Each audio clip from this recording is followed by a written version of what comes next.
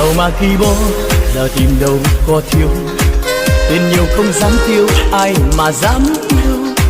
Nhà giàu đất vách chắc gì đã có phong cách của một dân chơi đời nay người ơi.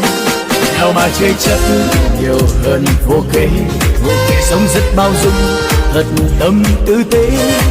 Chơi nào tính toán không bao giờ ai oán, tuy nghèo thế thôi nhưng chơi thì chơi chất bất khuất rồi. Phong cách người chơi ai đoán được người ơi, khi ta mới chơi ta đâu hiểu được tính người. Chỉ khi ta chơi ta mới hiểu hết người ơi, giàu nghèo đâu nói lên phong cách người chơi.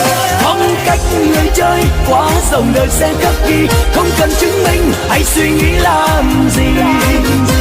Nhiều khi giàu sang phong cách chơi chẳng ra gì, nhưng nghèo khó phong cách chơi lại đẹp từng sáng tin.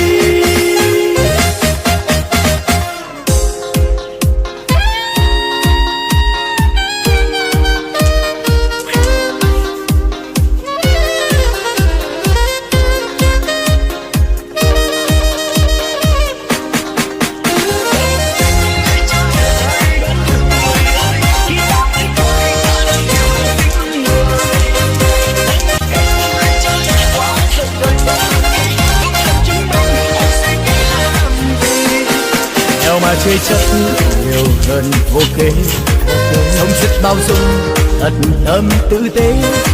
Chơi nào tính toán không bao giờ ai oán, vì nghèo thế thôi nhưng chơi thì chơi chất bất khuất rồi. Phong cách người chơi ai đoán được người ơi, khi ta mới chơi ta đâu hiểu được tính người. Chỉ khi ta chơi ta mới hiểu hết người ơi, giàu nghèo đâu nói lên phong cách người chơi. Phong cách người chơi qua dòng đời sẽ khắc ghi, không cần chứng minh hay suy nghĩ làm gì. Nhiều khi giàu sang phong cách chơi chẳng ra gì, nhưng nghèo khó phong cách chơi lại đẹp từng sáng tin. Phong cách người chơi ai đoán được người ơi, khi ta mới chơi ta đâu hiểu được tính người. Chỉ khi ta chơi ta mới hiểu hết người ơi, giàu nghèo đâu nói lên phong cách người chơi.